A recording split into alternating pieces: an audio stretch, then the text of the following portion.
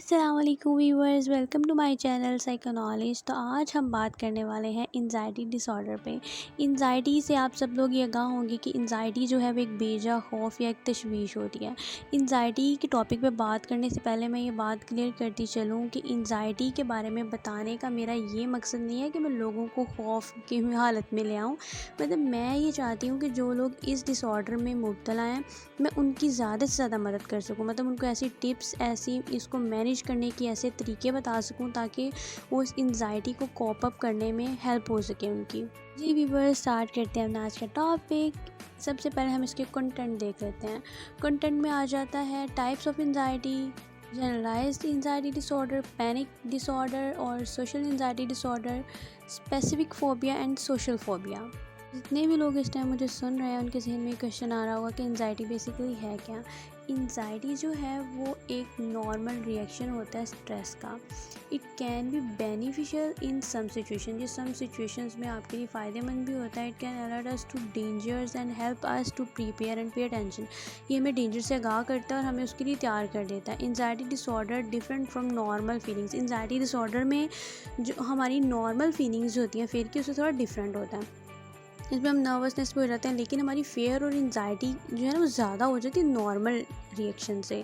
ठीक है, जब हम किसी चीज़ से डरते हैं वो एंजाइटी नहीं होती। मतलब जो हम लोग ज़्यादा जब किसी चीज़ से खौफ खा जाते हैं वो एंजाइटी होती है। पर्सन या एक इंडिविजुअल खौफ का शिकार होता है तो उसकी नींद डिस्टर्ब हो जाती है, वो नर्वस होना शुरू हो जाता है, इरिटेबल होना शुरू हो जाता है, उसका अनएबल कंसंट्रेशन, वो किसी चीज़ की तरफ प्रॉपर तौर पर किसी चीज़ को देखना या उसको समझने या करने के काबिल नहीं रहता। ठीक है, उसके बाद वो अपनी वरी को, अपनी परेशानियों को, गम को कंट्रोल नहीं कर पा रहा होता। तो नेक्स्ट है हमारे पास generalized anxiety disorder, exclusive worry and tension. Disorder में पर्सन हद से ज़्यादा परेशान और टेंशन लेना शुरू हो जाता है।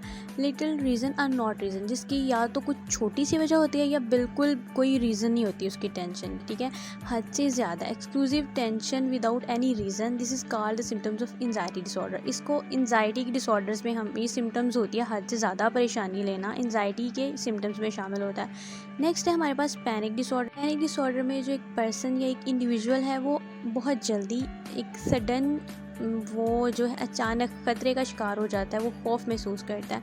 खौफ महसूस करते हुए उसे स्वेटिंग होती है, उसके चेस्ट में पेन होना स्टार्ट हो जाती है। इसके अलावा उसका हार्ट बीट जो है इंक्रीज़ हो जाती है।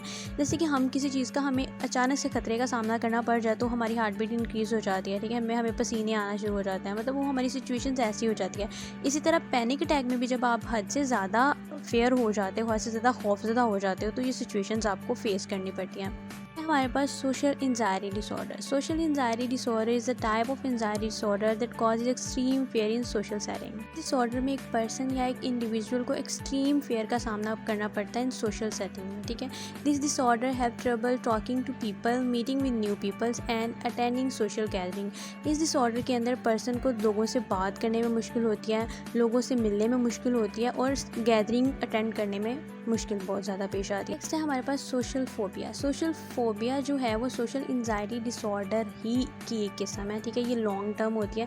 इस सिचुएशन जो है वो ज़्यादातर जो टीन एज के जो पर्सनस होते हैं, इंडिविजुअल होते हैं, उनको फेस करनी पड़ती है।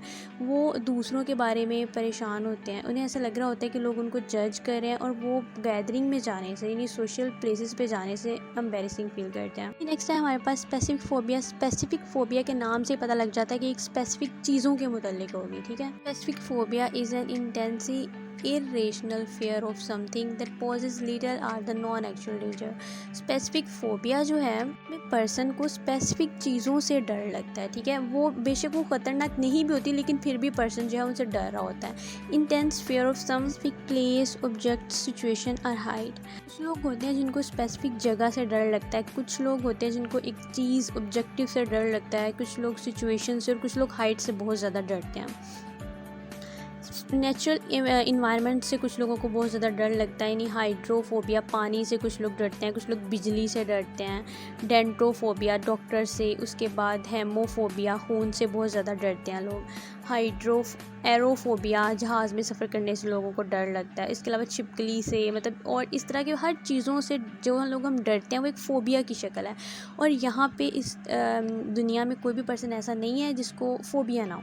मतलब फ़ोबिया की बहुत सारी किस्में हैं जो light fear and extreme fear की तरफ जा रही हैं। तो जी नेक्स्ट हमारे पास सिम्टम्स के अलामात कौन कौन सी पाई जाती हैं पेशेंट के अंदर। Inability of concentration, pain, fear and uneasy हो जाता है। The feeling of panic, doom and danger, sleeping problems होती हैं। Cold and sweaty hand and feet, shortness of breaths, dry mouth and nausea.